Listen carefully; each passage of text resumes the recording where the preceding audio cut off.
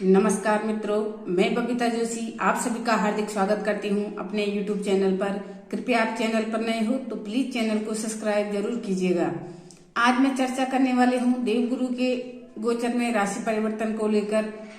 तुला राशि वालों के लिए देवगुरु बृहस्पति का यह गोचर कैसा रहने वाला है, इसी की चर्चा करूंगी। अभी तक देवगुरु बृहस्पति अपने मित्र की राशि मंगल की राशि में, मेष राशि में थे, आपके सप्तम भाव में।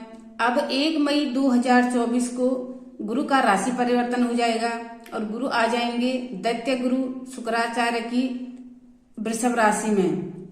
यानी कि 12 वर्ष के बाद गुरु का गोचर वृषभ राशि में होने वाला है, जो कि तुला राशि वाले लोगों के लिए अष्टम भाव में होगा। अगर आप गुरु को देखिए, गुरु क्या है तो गुरु ज्ञान है, गुरु धर्म है, गुरु आपको सही मार्ग दिखाने वाले हैं और वही गुरु का काम है।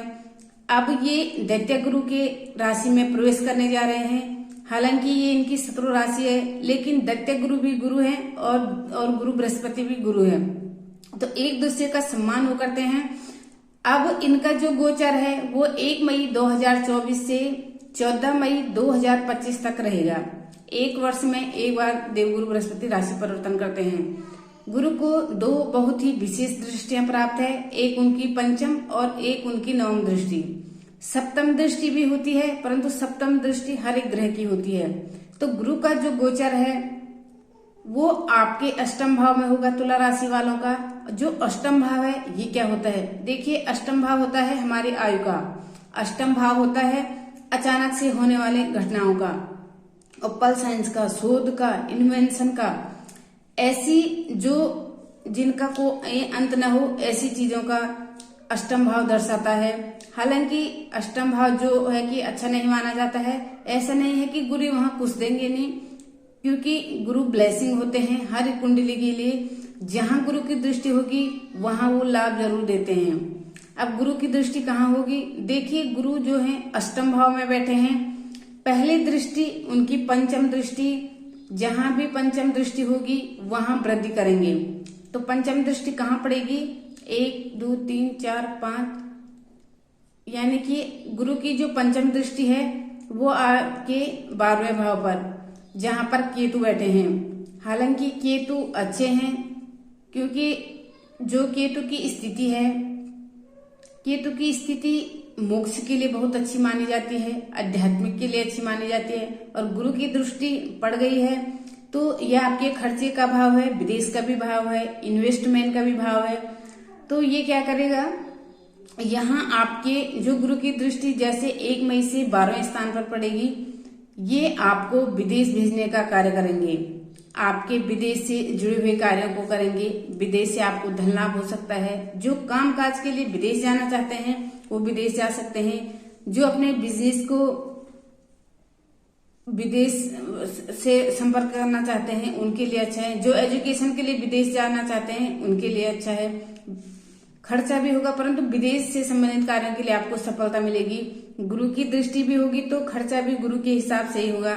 तो गुरु कैसा खर्चा करेंगे, अध्यात्म से जुड़े हुए कार्य, धर्म कार्य में खर्च करेंगे, पूजा पाठ में आपका खर्चा हो सकता है।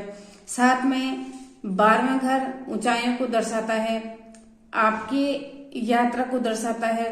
तो यात्रा हो सकती है, आध्यात्मिक यात्रा हो सकती है, कोई पहाड़ या किसी माता का दर्शन आप कर सकते हैं। मान लिया वैष्णो देवी आप चले गए, आप बद्रीनाथ, केदारनाथ ऐसी जगह चलेगी, पहाड़ों पे दर्शन जाने जा सकते हैं, उसमें भी खर्चा होगा। तो ये उन चीजों के लिए बहुत शुभ रिजल्ट देगा। साथ में ये इन्वेस्टमेंट का भी है।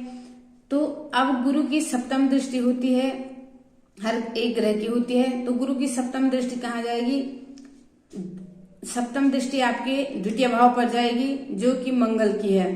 यहां से सीधे सप्तम दृष्टि गई आपके धन भाव पर, तो धन में वृद्धि होगी, धन से जुड़ी हुई चीजें आपकी अच्छी होंगी, क्योंकि गुरु ने उसको देकर भी आपको लाभ देना शुरू कर दिया है। परिवार का है, वाणी का है, खाने पीने की चीजों का है। तो धन से जुड़ी हुई चीजें आपके लिए बहुत अच्छी रहेगी। 2 विशेष दृष्टियां हैं, एक पंचम और एक नवम। फिर गुरु की नवम दृष्टि कहाँ गई, यहाँ से आपके जो 4th हाउस है उस पर देवगुरु बृहस्पति की नवम दृष्टि जाएगी। अब चौथा भाव कौन सा है? चौथा भाव है सुख का, माता का, परिवार का, आपके ऐशो आराम का, आपकी जमीन जायदाद का, भूमि भवन वाहन का। आप इस अवधि में अपना अच्छा सा घर बना सकते हैं, आप वाहन ले सकते हैं, क्योंकि मकान के चांस भी होंगे, क्योंकि देवगुरु की व्यवहार पर भी दृष्टि है, तो व्यय हो सकता है, आपको मकान बनाकर दे सकता है। लेकिन जो सारी चीजें पॉजिटिव है ये तो जरूरी नहीं है। जहां गुरु बैठते हैं उस घर की हानि करा देते हैं। तो अष्टम भाव में बैठे हैं तो कहते हैं कि जहां एक दीपक जलता है उसके नीचे हमेशा अंधेरा होता है। तो जो गुरु है वही दीपक है, चारों तरफ प्रकाश करेंगे, लेकिन जहां बैठेंगे उसके नीचे अंधेरा होगा। तो थोड़ा ध्यान किस चीजों में रखना है? स्वास्थ्य का ध्यान रखना है। स्वास्थ्य संबंधी कोई दिक्कत आ सकती है। बेकार की चीजों में ओवर थिंकिंग नहीं लेनी है। ये शोध का है, रिसर्च का भी ये भाव है, तो बेकार की चीजों में रिसर्च कर सकते हैं जिसका कोई अंत न हो, उसमें आप अपने समय की बर्बादी कर सकते हैं। तो थोड़ा सा ध्यान रखिए, बेकार की चीजों में अपना टाइम वेस्ट न करें। देखिए, आपकी कुंडली में दशा महादशा पर भी आधारित करता है। अगर आपको अच्छे ग्रहों की दशा महादशा चल रही है तो तब ये बहुत अच्छे रिजल्ट आपको देने वाला है। अब देखिए, ये छठे भाव के स्वामी हैं।